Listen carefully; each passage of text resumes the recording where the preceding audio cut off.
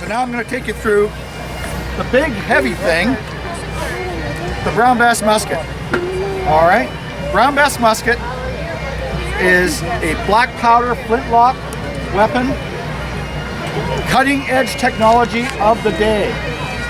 Okay, however, you see that large tent there?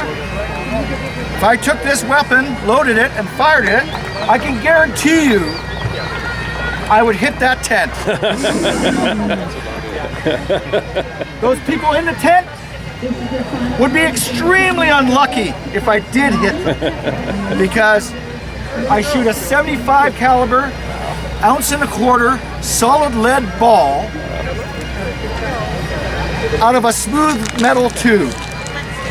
There's no rifling in the barrel, no spin is imparted upon the projectile, and what do I do with that soft lead ball when I put it down the barrel? I poke hole, I ram it and make it like not so round anymore. So the ball leaves the barrel, travels downrange, any breath of breeze, anything can happen, that ball wanders all over the place. So we've all seen the movies where the brave soldier, the hero of the show, spots, you know, the enemy officer on his horse 300 yards away on a hill crest of a ridge or something, and he goes, "Oh, I'll get him!" Bang! And the guy falls off his horse. Never happened. Never happened. This is a weapon, does its best work at about 50 yards. So that tent's probably a pretty good indication. That would be when the two armies would start firing each other. If the people in the tent were the enemy, we could start firing now and possibly be hitting each other. However, you also have to remember, as I put the musket up to my eye, there's going to be black powder charge in the pan. So just look how close my eye is to this massive explosion of black powder that will occur when I pull the trigger. What happens? I flinch. It's a natural reaction. When you flinch, the barrel drops. In the day, everyone wore tall hats. Aim at the top of the hat. The barrel drops when you flinch, and you might hit the man. Now I'm going to take you through the loading process. It's quite laborious. Okay, everyone stand there. We're told to load the muskets. So we're going to open our pans. This is my pan and my pouch. Oh. I'm going to remove a paper cartridge. Paper cartridge is going to hold the powder charge and the lead ball. I'm going to put the lead ball, this is all very healthy, put the lead ball in my mouth, tear off the cartridge. Now I've opened the cartridge and I will prime the pan. Put a little bit of powder in the pan. Close that fizzing, that's this part here. Close the fizzing, put the musket on the ground, pour the rest of the powder charge down the barrel. Holding the paper, I spit the ball down the barrel. I put the paper on top of the ball, and I remove the ramrod.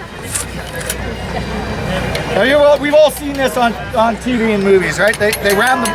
Now why are they doing that? They spit the ball down the barrel. Why are they doing that?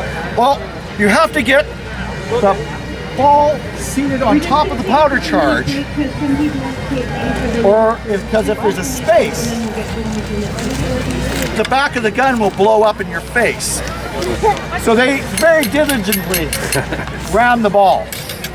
Remove and replace your ramrod.